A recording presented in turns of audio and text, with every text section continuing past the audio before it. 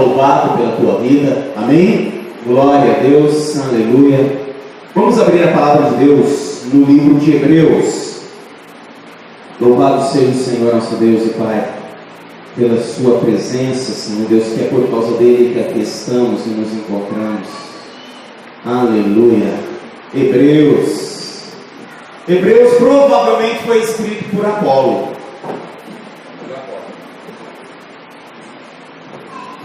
Provavelmente alguns atribuem a Paulo. Na verdade, quem regeu foi o Espírito Santo de Deus, né? O maestro que regeu. Aleluia, glória a Deus. Livro de Hebreus, escrito a uma igreja. Vai lá no finalzinho de Hebreus. Escrito a uma igreja, lá no capítulo 13.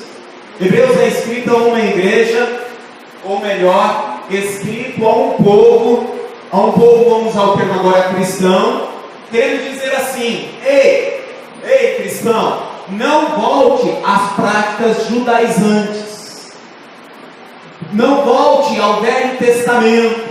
O Velho Testamento seja uma referência na sua vida. O Velho Testamento é uma seta linda e maravilhosa que apresenta o Novo Testamento. O Velho Testamento em todo o tempo aponta a Jesus. No Velho Testamento nós temos princípios, nós temos base, nós temos alicerce, mas nós somos perdoados, lavados pelo sangue de Jesus, divisor de águas, que deu início a uma nova aliança. Lá no Velho Testamento, lá na lei abraâmica, que veio antes da lei mosaica, já dizia que em Jesus, eu e você seríamos santificados, justificados e limpos. Amém? Oh, glória! É um livro um pouquinho difícil, tá? Ora nós estudamos Hebreus, né? Vamos talvez depois de Romanos, se possível nós vamos estudar Hebreus. Nós estudamos Hebreus? Alguém lembra? Eu acho que não, né? Eu lembro que eu estudei, mas eu acho que não chegamos a passar as quartas-feiras nesses últimos anos aí. Mas uma hora nós estudamos Hebreus. É um livro bastante teológico, mas com uma boa profundidade também na parte aplicativa. Falando de parte aplicativa, hoje nós vamos falar sobre isso. Hoje Deus vai falar conosco sobre o aplicativo. Às vezes a gente entristece, né? Sei que falta alguns irmãos que poderiam estar aqui hoje para ouvir uma mensagem aplicativa, né? Nós precisamos de mensagens aplicativas para o nosso dia a dia. Agora há pouco, né, a ministra, a Camila, ela mencionou algo, e durante todo o louvor nós mencionamos isso, e nós falamos sobre atitude. Atitude. Nós temos que ter atitudes. E como cristãos, nós temos que ter atitudes cristãs. Amém? Glória a Deus. Maturidade espiritual não se baseia no quanto conhecimento da Bíblia você tem. Maturidade espiritual não se baseia no quanto conhecimento da Bíblia você tem, mas sim no estilo de vida cristã que você leva. Um camarada pode ter muito conhecimento bíblico, mas levar um tipo de vida cristã desregrada, sem princípios.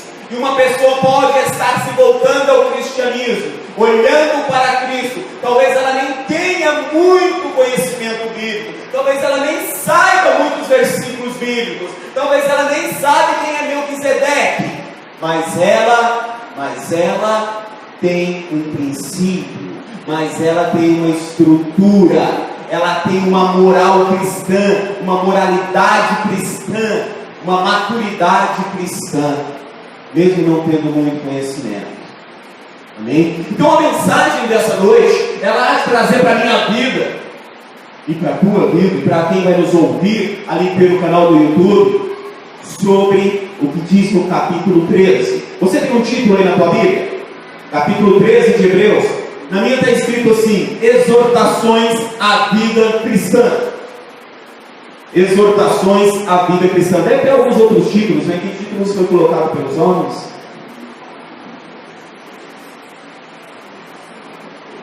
Lídia, tem alguma coisa escrita aí? Sim ou não? Aí não tem, né? Exortações a quê? A vida cristã. Quem quer viver uma vida cristã? Lógico, nós estamos aqui por causa de uma vida cristã. Aleluia, eu preciso, tem muitas coisas para nos encher nesse momento. Por favor, eu peço junto comigo que você feche os olhos por um instante. Papai, pela revelação que é trazida pelo Espírito Santo, porque sem ela nada podemos fazer, ou melhor, sem ela nada podemos ser, porque não adianta fazer se nós não formos, temos que ser para poder fazer. Então, Senhor, que esta mensagem possa endireitar os meus passos, que esta mensagem possa lapidar a minha vida, possa direcionar mais ainda a minha caminhada, possa firmar os meus passos, possa trazer à minha vida um estilo de vida cristã, que eu possa ser, Senhor Deus, direcionado, Pai, que eu possa ouvir o Teu Espírito Santo me elogiando e também me corrigindo. Assim eu peço pela vida de meu irmão, que ele possa ser da mesma maneira, dentro da mensagem de hoje, pelo Espírito Santo de Deus, em nome de Jesus. Amém. Glória a Deus. Começa assim: permaneça o amor fraternal. Acharam, hein? Permaneça o amor fraternal. Só achar algo aqui novo que eu tinha visto aqui.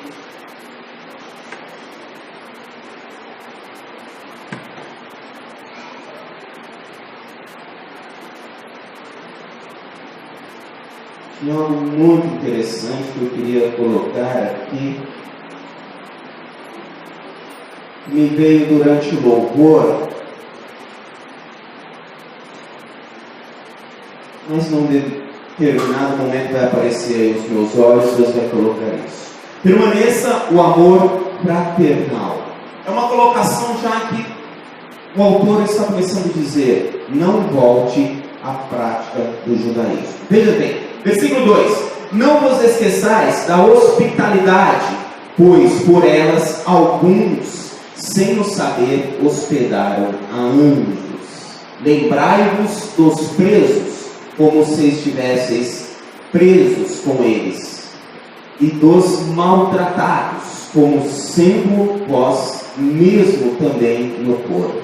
Vamos por parte. Esse é o final é a conclusão da carta de Hebreus. Eu acredito que nós poderíamos sim ir um pouquinho mais tranquilo e um pouquinho de versículo em versículo, porque essa mensagem ela leva mais a parte aplicativa para mim e para a tua vida, aonde já começa a nos dizer: não falte o amor fraternal.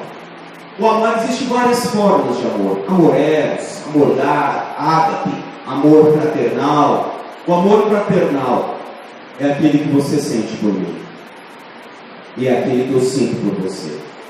O amor fraternal é algo que é para ser colocado em prática na vida cristã. Olha só que interessante. E colocado em prática no ato, na igreja. Nós na igreja devemos viver a prática do amor fraternal. Hoje nós começamos a viver algo um pouquinho esquisito. Nessa época aqui de Hebreus, havia assim uma tentativa dos judaizantes, os costumes dos judeus, trazer o Velho Testamento como prática no Novo Testamento. Existem outras cartas, como a de Coríntios, que aquela igreja estava voltando para o paganismo, para a idolatria, estava voltando para deuses estranhos. Já essa carta escrita aos Hebreus, estavam falando: olha, não volte para os velhos costumes, não volte para o tempo da regra, não volte para o tempo antigo. Tá, e hoje nós vivemos algo que começa por causa de formações de igreja. Eu tenho reparado, às vezes, em canais de YouTube, às vezes algumas coisas surgindo. Tem surgido muitas igrejas pendendo para as práticas judaizantes, trazendo tipos de roupas, trazendo amuletos, trazendo coisas místicas. E era mais ou menos isso que está escrito em Hebreus, nesse trecho, porém muito mais claro em outras partes, porque o livro de Hebreus, ele fala assim, que o novo é melhor. A palavra que mais define o livro de Hebreus significa superior. superior ou melhor, você quiser definir a carta aos Hebreus com uma única palavra, você pode defini-la como ou melhor ou superior. Então a mensagem dessa noite é trazer para a minha vida e para a tua vida que nós vivemos na dependência do superior. Nós somos abençoados por causa do superior. Nós vivemos a harmonia por causa do superior. Nós vencemos etapas da vida, momentos difíceis por causa do superior. Nós cantamos nada além do teu sangue, e esse nada além do teu sangue está se referindo ao superior, ao nosso Senhor Jesus Cristo. É isso que se trata o livro de Hebreus. E de repente, aqui o autor ele diz: permaneça no amor, não saia do amor, não fuja do amor.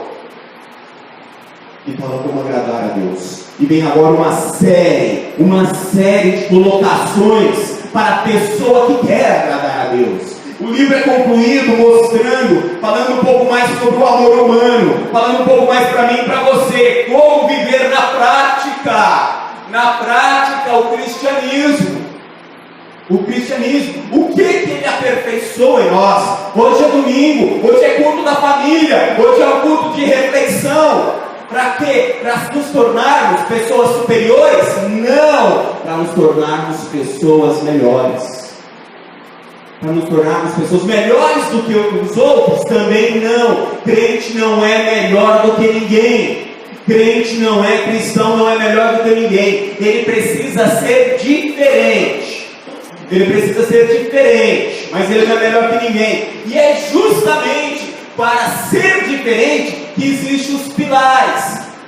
Que existe, como falou o presbítero Fabiano sexta-feira, existem os alicerces, aonde nós construímos a nossa casa é espiritual. Aí diz assim, no versículo 1, permaneça o amor fraternal. Então quer dizer, te convido, e eu estava falando agora há pouco, eu tenho assistido às vezes algumas coisas. Hoje existe um tal de uma igreja online.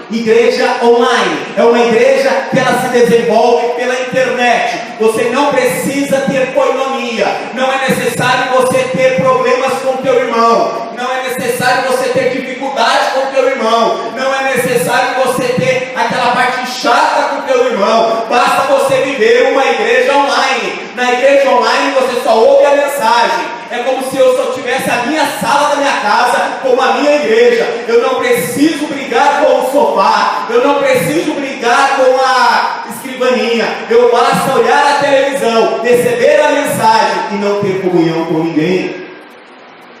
Hoje a humanidade está pendendo para isso, porque nós estamos nos tornando pessoas insuportáveis. Nós estamos nos tornando pessoas cheias de arrogância e orgulhos.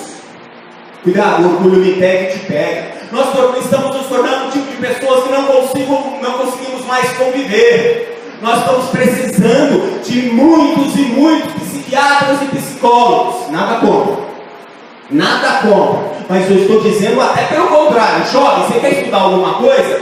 Estude isso, porque cada vez mais vão precisar desses profissionais e que Deus os abençoe.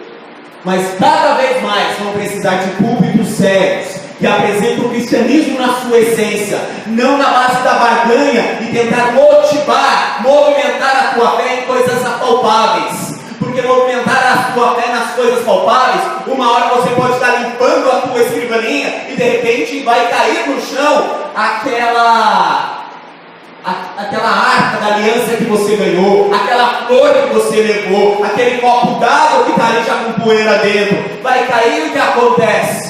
Foi-se toda a tua esperança? Nós estamos precisando de púlpitos que dizem para você que Deus é superior. Nós estamos precisando de mensageiros, atalaias de Deus, e que digam: não olhem para mim, olhem para o autor e consumador da vida e da fé. Não é a água que está no copo, mas é a água que flui do trono de Deus. E essa água que flui do trono de Deus é ela que muda, é ela que transforma. E essa água também pode fluir de você. É por aí. O livro de Hebreus fala muito sobre isso. E ele começa a trazer isso. Tem que ficar muito Querido, agora nesse momento, abrace o seu computador. Diga ao seu computador: eu te amo, computador. Agora abrace a tua televisão. Pegue no fio que sai ali atrás e fala: a paz do Senhor Jesus Cristo. Está fácil. Está fácil, assim é fácil. Assim nós não temos atritos, então nós não evoluímos e não crescemos. Assim nós não somos confrontados. Fica fácil. Fica fácil. Eu gosto de uma palavra que me leva a refletir. Hebreus me leva a refletir. Hebreus chega para mim e fala assim: busque o melhor. Busque o melhor. Comunhão, estar juntos. É isso que nos diz a palavra de Deus. Aí ele continua: não vos esqueçam da hospitalidade, pois por ela alguns sem saber hospedaram anjos. Eu tenho para mim que esses anjos estão se referindo a Abraão, a Gideão, que hospedaram anjos. Mas eu tenho também para mim que este versículo também está dizendo: receba os mensageiros de Deus. Que às vezes você lá na sua casa recebe mensageiros de Deus sem perceber. Você nem sabe, você nem imagina, mas aquele amigo, aquele parente que apareceu, que hoje está levando uma vida de fé, de cristianismo, ele pode estar sendo um anjo enviado por Deus a você, um ungido, um mensageiro de Deus. E aqui nesse contexto ela dizendo: receba os apóstolos como anjos de Deus. Aliás, o Apocalipse refere ao anjo da igreja, que é o pastor. Então ele nos fala da hospitalidade. Crente que não tem hospitalidade é crente online. É crente online. Tudo pela TV. Oh Deus. Senhor, não me deixa ficar bravo não. Mas deixa eu liberar tudo que tem para liberar em nome de Jesus. E continua no 3: lembrai-vos dos presos, como se estivesse preso com eles, e dos maltratados, como entendendo, como sendo vós mesmo também no corpo. Como é um preso, como é um maltratado. Imagina se você estivesse sendo maltratado. Imagine se você estivesse preso, não somente preso pelas prisões de barras de ferro, mas preso por várias coisas, presos pelo vício, presos pelo homossexualismo, presos pela maldade, enfermos, maltratados, jogados na sarjeta, jogados na rua. Se você estivesse, se fosse o teu corpo ali, o teu corpo chorando, o teu corpo sofrendo porque está debaixo de sol e chuva, o teu corpo porque está sendo rejeitado. Vemos muitas vezes pela televisão pessoas mal orientadas, pessoas do mal, indo surrar mendigos, indo surrar pessoas que estão perdidas nas sarjetas, indo matar pessoas do nada. E a palavra de Deus: se você estivesse no corpo dele, se você estivesse na pele dele, como você seria? A palavra de Deus é aplicativa nesse final de Hebreus. Ela começa a dizer assim: se ponha no lugar daquela pessoa, sinta as dores que ela está sentindo, imagina a fome que está batendo na hora da janta. É sobre isso. Imagina aquele que está preso em cadeias, que já reconheceu o seu erro, já reconheceu a sua falha, mas precisa conviver ainda ali. A palavra de Deus nos leva a ser mais seres humanos. O final de Hebreus está nos dizendo: seja mais cristão. Por isso o título é exortações, correções, lembretes a levar uma vida cristã. A levar uma vida cristã. Aleluia. Aí continua dizendo, ele parte para outro princípio, para outra orientação. Ele diz: digno de honra entre todos seja o matrimônio, bem como o leito sem mácula, pois aos devassos e adúlteros Deus os julgarás. Esse versículo começa, ele termina, aliás, dizendo: Deus os julgarás. Daqui a pouco nós vamos falar sobre isso. Deixe todo julgamento para Deus. Mas eu gostaria de falar um pouquinho mais sobre o que está no início desse versículo. Digno de honra entre todos. Entre todos seja o matrimônio. Querido, esse versículo ele não está apenas dizendo para mim que a minha cama, que está lá na minha casa, lá no meu quarto, ela tem que ser imaculada. Ela tem que ser um lugar onde não é contaminada, aonde não entra a sujeira, aonde não entra o adultério. Isso é fato, isso é fácil de compreender. O leito sem mácula, sem mancha. Isso é o que temos que pregar, isso é o que temos que anunciar, porque nós estamos sendo seduzidos, nós somos seduzidos constantemente, nós somos seduzidos constantemente. E não pense que o hormônio se converte, e você vai ver a força que ele terá contra você. Alimente os maus pensamentos, que vai chegar uma hora que você vai ver a força que ele tem contra você. Há momentos que nós colocamos um pouquinho de papinha no mau pensamento. De repente ele passa de papinha, ele vai já para um alimento um pouco mais sólido. Daqui a pouco nós estamos servindo cada vez mais lá para dentro de nós coisas que vão estragar o nosso relacionamento conjugal. Nós sabemos. Podemos falar com propriedade sobre isso. Posso falar com propriedade sobre isso. Mas tem algo agora que eu gostaria que você olhasse para esse versículo e entendesse. Quando a palavra diz assim: digno de honra entre todos. Eu quero dizer para você, vai ouvir pelo YouTube, você que não é casado, você que não é casada, que você tenha por honra a vida daquele homem ou daquela mulher que é casado. Não atrapalhe aquela família que está casada. Não atrapalhe aquela família que está casada. Olhe para aquele casamento e fala assim: ali tem que ter honra, digno de honra entre todos. Eu tenho que olhar para um casamento. Se por um acaso eu fosse solteiro, eu tenho que olhar para um casamento, ali olhar para aquela mulher. Estou na procura de uma esposa, estou na procura de uma mulher. Aí eu vejo uma mulher, e aquela mulher ela está vivendo um problema sério com o seu marido, ela está vivendo um momento de turbulência com o seu marido, as coisas não estão bem, as coisas não estão boas. Então eu olho para aquele e falo assim: há possibilidade de eu entrar em cena, há possibilidade de eu tomar o meu espaço? Não, eu tenho que entender, eu tenho que compreender que aquele matrimônio é de honra. Então nós solteiros, ou vós solteiros ou solteiras, busquem solteiros. Busquem solteiros. Todos nós temos que entender. Eu tive uma época um amigo que ele falou assim: eu saio com mulheres casadas. Eu falei: você está entrando em adultério, não só em prostituição, ou só não em fermentação, ou não somente em lascívia e fornicação, mas você também está partindo para o adultério. Mas eu não sou casado, mas está saindo com uma pessoa casada. É necessário que você olhe para pessoas casadas e diga: o teu casamento tem que ser de honra. Nós precisamos compreender e entender que o casamento é coisa honrosa, é plano de Deus, é algo bom. E não esticar asas para esses lados. Está entendendo? Por isso que ele diz: entre todos sejam dignos de honra o matrimônio. Aí ele fala para os casais: bem como leito, sem mácula, pois aos devassos e adúlteros, tá? Deus os julgará. Versículo 5: seja a vossa vida sem avareza.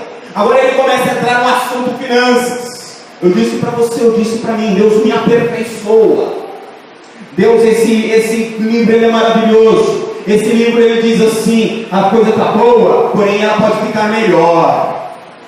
Então entenda meus princípios, entenda os alicerces cristãos, as colunas cristãs. Entenda essa base. Aí ele vai para a parte, vamos pôr esse alicerce sobre a rocha hoje, em nome de Jesus. Ele, na parte 5, ele vai para essa parte, ele começa a dizer assim: seja a vossa vida sem avareza, contentando-vos com o que tendes, pois ele mesmo disse: não te deixarei, nem te desampararei. Assim, com confiança, ousemos dizer: o Senhor é o meu auxílio, não temerei o que me poderá fazer o homem. Ele começa a dizer para nós: levante todo louvor, toda adoração ao nosso Deus. Ele vai falar isso novamente mais na frente. E primeiro aqui ele começa a dizer assim: avareza. avareza. Você sabe qual que é o 10º mandamento? Ah, mas o pastor vai falar do Velho Testamento? É lógico. Eu trago o Velho Testamento para a minha vida no que se diz a moral de vida, e não aos rituais. Deu para entender? Não aos cerimoniais. Então os 10 mandamentos são válidos hoje. Eles estão resumindo em 2, mas é a mesma coisa que 10. E ele diz no 10º mandamento, eu vou ler para você. Abre para nós, Lili. Está em Êxodo 20, versículo 17. Êxodo 20, versículo 17. Fala da avareza. Ele está dizendo, e Deus começa a dizer: descansa no Senhor, querido. Deixe a avareza. Êxodo 20, versículo 17, diz assim: não cobiçarás a casa do teu próximo, não cobiçarás a mulher do teu próximo, nem o homem, tá?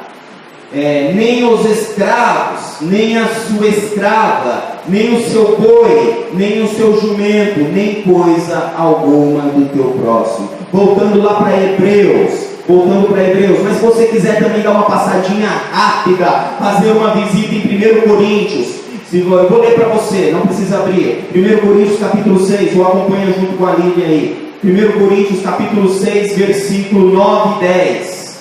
1 Coríntios capítulo 6, versículo 9 e 10. Eu já achei, presta atenção. Diz assim: nem ladrões, nem avarentos, nem bêbados, nem maldizentes, nem roubadores herdarão o reino de Deus. Deixa eu colocar de novo. Nem ladrões, e o que nós estamos falando hoje, nem avarentos. Voltando lá para Hebreus capítulo 13, no versículo 5: seja a vossa vida sem avareza, contentando-vos com o que tendes. Para de jogar sal no carro do outro. Querido, se contenta. Se contente. E saiba que Deus vai prover. Que eu me contente com o que eu tenho hoje. Mas que eu saiba que eu posso progredir? Posso. Mas não com base na cobiça. Não com base no interesse, no tomar.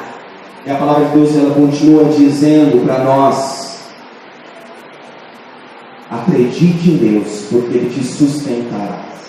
Amém? Aí nós vamos para o versículo 7. Lembrai-vos dos vossos pastores, eu não sei como está aí, líderes ou guias, eu não sei como coloca aí. De repente o livro de Hebreus está dizendo: é sério esse assunto de ser pastor, é sério esse assunto de ter líderes na igreja, é muito sério. Ele fala, aí ele começa a dizer: lembrai-vos dos vossos guias, quer dizer, devem se inspirar,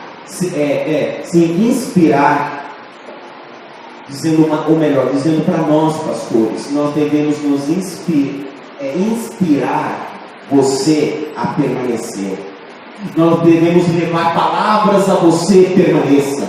Nós devemos levar palavras a você, fique firme. Você, professor de criança, você tem as crianças para aconselhar, para levar elas a uma perseverança, a persistir na fé. Você diácono, você obreiro, você pastor, nós estamos falando para líderes. Nós temos, que nem aqui, tivemos um louvor, uma ministração, temos ministros, você viu ministro, você viu ministras, dizendo assim: permaneça, persiste na fé. Nós temos que levar palavras que te animem, que te corajem, palavras que corrigem, que exortam, mas que direcionam você para o bem. Nós vamos falar mais lá na frente sobre isso.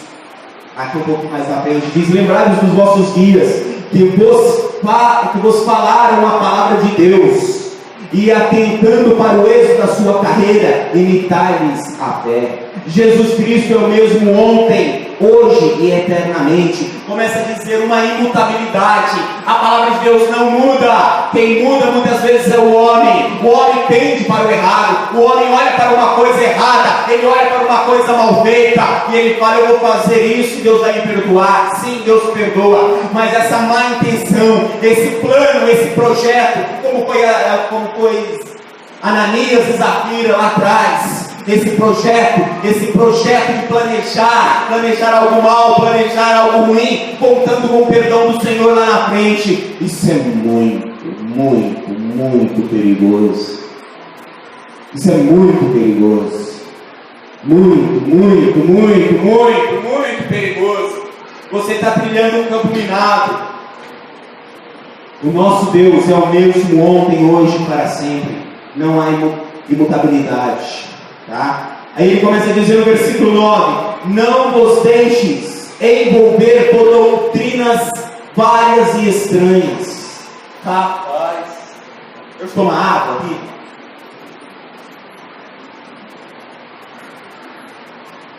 Não vos deixeis envolver por doutrinas. Doutrinas o quê? Várias e estranhas. Não existem várias doutrinas. Não existem várias doutrinas. Não existem várias doutrinas. A Bíblia nos fala da sã doutrina. Nós temos que viver o que diz em Timóteo, a sã doutrina. Agora existem as doutrinas de apóstolos. São aquelas doutrinas de líderes, são aquelas doutrinas de cada igreja. Ou nessa igreja você não pode usar saia, ou não pode usar calça. Nessa igreja você não pode usar isso ou aquilo. Você não pode usar óculos, você não pode ter brincos. Eu não estou entrando em questão se é certo ou errado. Eu quero lhe dizer, se você está naquela igreja assim, vai ter que se adaptar a ela. Mas o que está dizendo aqui são outras doutrinas. São doutrinas, aí entramos no contexto. Tem uma frase que eu publiquei no Face da igreja: texto fora do contexto é pretexto para o erro. Texto fora do contexto é pretexto para o evangelho errado. Vou repetir para você: texto fora do contexto é pretexto para viver coisas erradas. E a palavra de Deus nos fala de uma sã doutrina. Eu fico em paz ao ver irmãos, a ver o Fabiano sexta-feira, a ver vocês, ministro, a ver vocês nos seus evangelismos por essa cidade afora, evangelizando dentro da sã doutrina, evangelizando dentro do princípio do que é ser cristão. Tem pessoas que precisam de cabresto, tem pessoas que precisam de tampão, tem pessoas que precisam de uma pressão de alguém em cima. Você não pode, você não deve, não faz, não pode. Para que essas pessoas se sintam mais santas, para que essas pessoas, elas precisam de leis, elas precisam de religiosidade. Isso está errado. Nós não podemos vestir camisas de força. A minha aproximação a Jesus Cristo é pelo amor do que Ele é, do que Ele faz e da vida cristã que eu quero viver. Maturidade espiritual tem a ver com a minha prática pessoal. Maturidade espiritual não tem a ver com o meu conhecimento bíblico. E eu amo conhecimento bíblico. E eu quero ter conhecimento bíblico. E eu quero passar para você conhecimento bíblico. Mas eu sei que o conhecimento bíblico que eu ou você possamos ter pode não mudar o nosso modo de vida. Entendeu isso? Mas o teu desejo,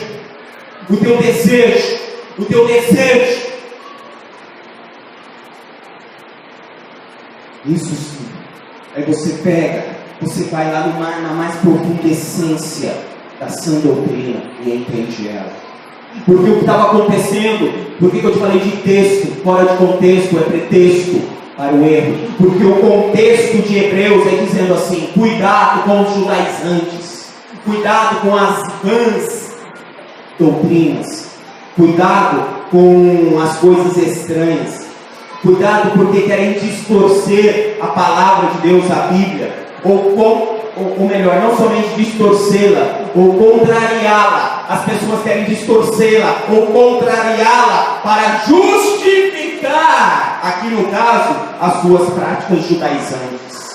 Está dando para entender? Está dando para compreender como as pessoas pegam a Bíblia e distorcem a Bíblia, contrariam a essência cristã para justificar os seus sermões em cima de um púlpito, para justificar as suas mensagens em cima de um púlpito, para poder dizer: estou pregando isso, estou pregando aquilo, mas a palavra de Deus distorcida me apoia, a palavra de Deus errada me apoia. E Paulo, ou Apolo, não sei quem escreveu muito ao certo a carta de Hebreus, está dizendo: cuidado com as vãs doutrinas estranhas e perigosas. Nós estamos na noite de hoje, no culto de família, tentando trazer para a nossa vida o que é vida cristã. O que é vida cristã? E eu tenho certeza que nada até agora está sendo difícil de ser seguido. Eu tenho certeza que nada até agora está para ser colocado de fora ou rejeitado. E tudo trazido para nós até agora está assentando no teu espírito, está assentando ao teu coração, está assentando ao teu espírito. Seria fácil se só ouvíssemos mensagens, pregações pela televisão, CDs gravados. Eu não vou na igreja, mas o irmão me trouxe um CDzinho gravado. Aí de repente, chegou numa parte da mensagem, eu vou e acelero. Acelero para cair numa parte que eu quero ouvir. Nós vivemos coinonia, nós precisamos estar unidos. Eu creio numa teocracia. Eu creio que eu estou exercendo agora um papel muito perigoso. Eu sei que eu estou exercendo agora um papel muito perigoso. Por que perigoso, pastor? Porque a informação que eu trouxer para você, você pode comprá-la, você pode pegá-la, você pode viver a informação que eu vou te dar. É verdade ou não é? E já pensou se essa informação, essa verdade não tem bases bíblicas, não tem origem cristã, não tem natureza cristã, não é ortotome, quer dizer, cortada corretamente? Eu temo por isso, eu já chorei por isso, eu já entrei em conflitos por isso, até o momento em que eu vi que não sou eu, mas é aquele que habita em mim, que eu não falo de mim, que nós não falamos de nós, mas nós falamos do autor e consumador da vida e da fé. Que não existe duas interpretações para a Bíblia, só existe uma. Mantenha-se fiel ao Espírito Santo e você vai liberar essa. É essa. E a palavra de Deus, ela continua aqui dizendo: não vos deixe envolver por doutrinas várias e estranhas. Bom é que o coração se fortifique com a graça. Aleluia. Porque estava o quê? Tentando por leis, dogmas, camisa de força. Aí ele fala: para, querido, fortifica na graça, fortifica-te na graça de Deus, no sangue derramado, no perdão simples, fácil de obter. Querido, perdão é simples e fácil de obter. Entenda isso. A nova aliança é assim, a velha aliança era mais difícil, tinha que sacrificar animais. Mas hoje os próximos versículos vão dizer: hoje não, já foi sacrificado Jesus Cristo. Aí começa a dizer sobre esse assunto no versículo 10: possuímos um altar, aleluia, fala do sacrifício de Cristo, esse altar. Possuímos um altar do qual não tem direito de comer os que servem ao tabernáculo. Veja bem, vamos vendo. Os corpos dos animais cujo sangue é trazido para dentro do santo lugar pelo sumo sacerdote como oferta pelo pecado, são queimados fora do arraial. Grava a palavra fora do arraial. E por isso também Jesus, oh glória, para santificar o povo, eu e você, para santificar o povo pelo seu próprio sangue, padeceu de novo fora do arraial, ou fora da porta. Saiamos, pois, a ele fora do arraial, levando o seu opróbrio. Pois não temos aqui cidade permanente, mas buscamos a vindoura. Querido, esse versículo é um pouquinho teológico, sim, mas eu acredito que eu consigo passar para você rapidinho um entendimento um pouquinho mais profundo e rapidinho. Esse versículo está dizendo assim: Cristo Jesus, ele foi crucificado lá fora da cidade. Cristo Jesus, ele foi colocado para fora da cidade. Por isso que ele fala assim, fora das portas. Por isso que diz assim, padeceu fora da porta. E depois ele diz para mim e para você no versículo 13: saiamos, pois, a ele fora do arraial. O versículo nos convida para ir para fora do arraial. Saiamos com ele, saiamos repartir com outros, pois tais sacrifícios Deus se agrada. Querido, eu esqueci o versículo 15. Vamos ler o 15 e 16 novamente. Portanto, ofereçamos sempre por meio dele quem? Jesus, a Deus, sacrifício de louvor, que é o fruto de lábios que confessam o seu nome. Que versículo mais lindo, hein? No sacrifício de lábios que confessam o seu nome.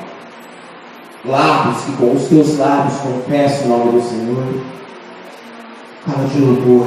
Eu vou ler de novo. Portanto, ofereçamos sempre por meio dele, Jesus Cristo, a Deus, sacrifício de louvor, que é o fruto de lábios que confessam o seu nome. Aí ele diz mais uma outra coisa que tem a ver com louvor. Continua o assunto louvor. Não vos esqueçais de fazer o bem e de repartir. Repartir fala de dinheiro, fala de posses. Repartir com outros, pois com tais sacrifícios Deus se agrada. Aí está falando de louvor, de bens e de vida. Apresente a Deus o teu louvor, apresente a Deus os teus bens, apresente a Deus a tua vida. Por isso que no exato momento de oferta de dízimos é um louvor. O dízimo e oferta é louvor a Deus. Não é imposição, não é manipulação. Se alguns têm como enriquecimento ilícito, que tenham eles. Se alguns barganham dízimos, se barganham isso, tenham eles. Eu não sei se você assistiu, passou essa semana uma entrevista no Ratinho com o pastor Silas Malafaia. E perguntaram para ele assim: mas não tem igrejas que já estão ricas demais para continuar recebendo dízimo? E ele deixou muito bem claro: não é por aí. O papel da igreja é investir esse dinheiro, o papel da igreja é direcionar esse dinheiro. Existe o sustento dos ministros, mas aquele dinheiro precisa ser direcionado se ele está crescendo demais. E eu vim entender uma fala do pastor Adão: mesmo se a igreja estiver milionária, trilionária, eu preciso falar de dízimos para que você seja abençoado. Aí cabe a liderança manusear e investir esse dinheiro corretamente. Difícil é fazer o que nós fazemos. Nós temos que pagar 10x, mas nós só entramos 4. Isso é difícil. Uma hora vocês vão ver que o pastor não aguentou. Não me acuse. Mas isso é difícil. Difícil é manusear o que não tem. Isso é difícil. Por isso eu preciso pregar. Eu preciso anunciar, eu preciso falar. Tenha como honra o teu louvor, os teus bens e a tua vida. Amém? Por isso que chama exortação à vida cristã. Por que exortação à vida cristã? Porque louvor, bens, porque tudo que você tem vem do alto. Exortação à vida cristã, louvor, bens e a tua própria vida. Romanos 12: apresentei os vossos corpos como sacrifício vivo e agradável a Deus. Aleluia. Estamos encerrando, querido. Vamos continuar, vamos pegar essas exortações todas, vai. Aleluia. Estamos dentro do horário. Aí no versículo, onde paramos? No versículo 17. Obedecei a vossos guias, líderes, pastores, né? Porque eles vão ter que prestar conta. Eu vou ter que prestar conta do que eu estou pregando para você. Você sabia disso? Nós, líderes, vamos ter que prestar conta com Deus do que estamos anunciando para você. Eu acho que tem líderes aí que estão no esparramados por aí que esquecem disso. Vamos lá. Obedecei a vossos guias e submetei-vos a eles. Eles velam por vossas almas, como quem há de prestar contas. Obedecei-lhes, para que façam com alegria e não gemendo, pois isso não vos seria útil. De vez em quando eu lembro uma vez que eu peguei o Fabiano, eu estava gemendo adoidado. Lembra, Fabiano? O presbítero Fabiano. Eu estava gemendo, tadinho, precisava desabafar. Eu preciso de alguém. Aí eu peguei o Fabiano trabalhando, achei ele numa obra, lá na frente de uma casa construindo. Eu cheguei no Fabiano e... Meu pai, Fabiano, me perdoa por ter me emprestado os teus ouvidos. Não é bom que o pastor trabalhe gemendo. Tá na tua, tá na minha. Oh, não, essa passagem só está na Bíblia do pastor. Essa passagem é só na Bíblia do pastor. Tá, então na Bíblia do pastor está escrito assim: observar-lhes para que o façam com alegria e não gemendo, pois isso não vos seria útil. Não foi útil para você aquele dia não, né, Fabiano? Oh Deus, glória a Deus. Versículo 18. Oh Jesus.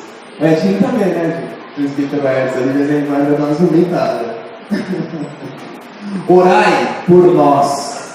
Oh Deus. Estamos persuadidos de que temos... Eu gosto dessa palavra. Eu gosto dessa palavra. Qualquer pessoa que tem um pouquinho de entendimento cristão, que não se deixa ser levado por vãs doutrinas, que não se deixa ser levado por blá blá blá blá blá blá, gosta dessa palavra. Boa consciência.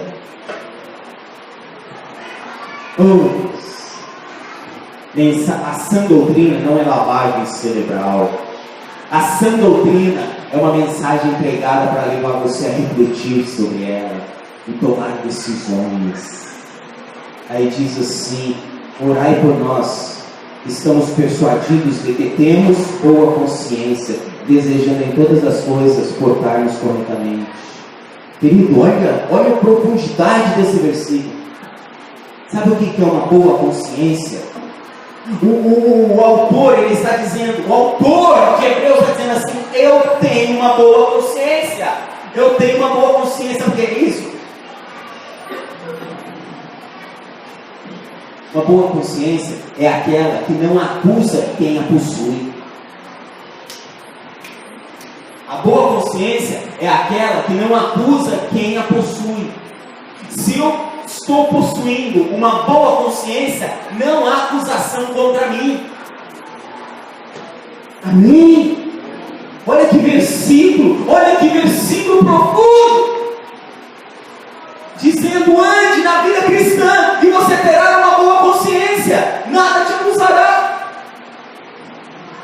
Boa consciência é aquela que não acusa quem a possui. Agora, se a pessoa não tem uma boa consciência, é porque ela sabe: eu preciso mudar, eu preciso melhorar. Está me acusando, está me dizendo. Eu não sei qual parte da mensagem que falou com você, mas eu sei qual parte dessas mensagens falaram comigo. E fala assim: você tem que acertar isso, você tem que acertar aquilo. Aí continuando: rogo-vos com instância, tá? Que assim façais, para que eu mais depressa vos seja restituído. Quer dizer, que eu vá. Achei uma coisa que achava, vou até fazer um gol aqui, ó. Oh, glória! Olha o versículo 20. Diz assim: ora, o Deus da paz, que pelo sangue da aliança eterna tornou a trazer dentre os mortos o nosso Senhor Jesus, o grande pastor das ovelhas, vos aperfeiçoe em toda a boa obra, para fazerdes a sua vontade, operando em vós o que perante Ele é agradável, por meio de Jesus Cristo, ao qual seja glória para todos sempre. Amém. E eu concluo aí no versículo 20 e 21. Ora, o Deus da paz. O Deus da paz. Sabe quantas vezes na Bíblia existe essas duas palavras juntas? O 3, né? O Deus da paz.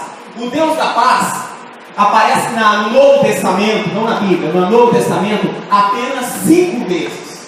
5 vezes aparece essa frase montada assim: o Deus da paz. Sabe por quê? Porque ela mostra que estava existindo algum tipo de dificuldade cristã. Algum tipo de dificuldade existia. Algum tipo de dificuldade sobre tudo isso que nós falamos existia em Hebreus. Talvez todas elas, talvez algumas. Algum tipo de dificuldade talvez apareceu na sua vida com essa mensagem.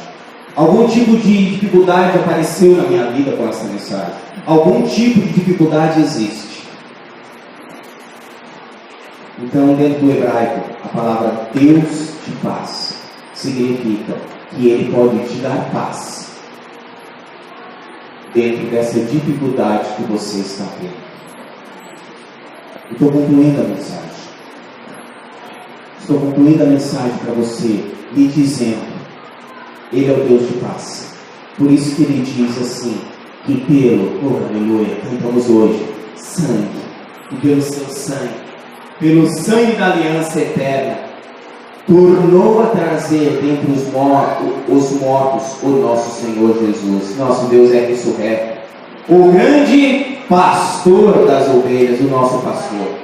Aleluia. E diz assim, que o grande pastor, que é Jesus Cristo, ele vos aperfeiçoará, ou vos aperfeiçoe, ou me aperfeiçoe em toda boa obra, operando em vós, em toda boa obra, para fazeres a sua vontade, operando em vós o que perante ele é agradável.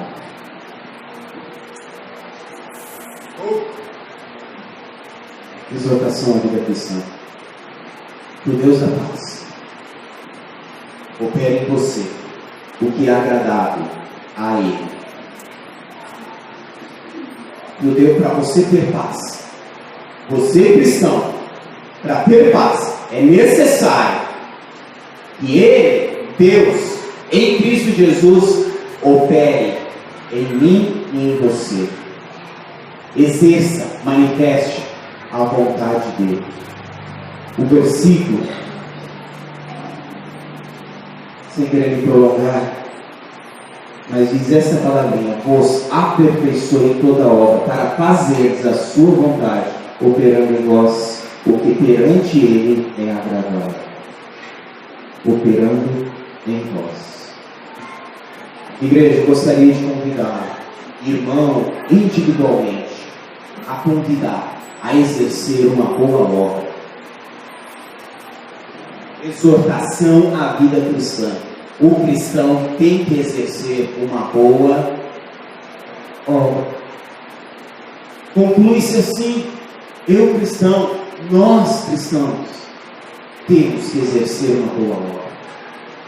Então, todo o plano e projeto que nós estamos tendo para esta igreja, Deus começou nesse ano falando conosco: ei, ande 600 metros, ande mais um caminho, aumente a tua vida cristã. Não é isso que estamos falando? Então é andar para frente. Os 600 metros é para frente, querido. Os 600 metros não é para trás, não é retroceder, mas é avançar. Estamos com projetos para os levitas, para os ministros de louvores, para os professores, para o pastor, para os presbíteros, para os diáconos, para avançar, porque Deus, Ele quer aperfeiçoar em mim e em cada um de vocês a boa obra, segundo a vontade dEle, em nome do Senhor Jesus. E esta mensagem sirva para a minha vida e servir, e para a tua vida, uma exortação à vida cristã. Vamos orar, vamos colocar de pé, vamos refletir.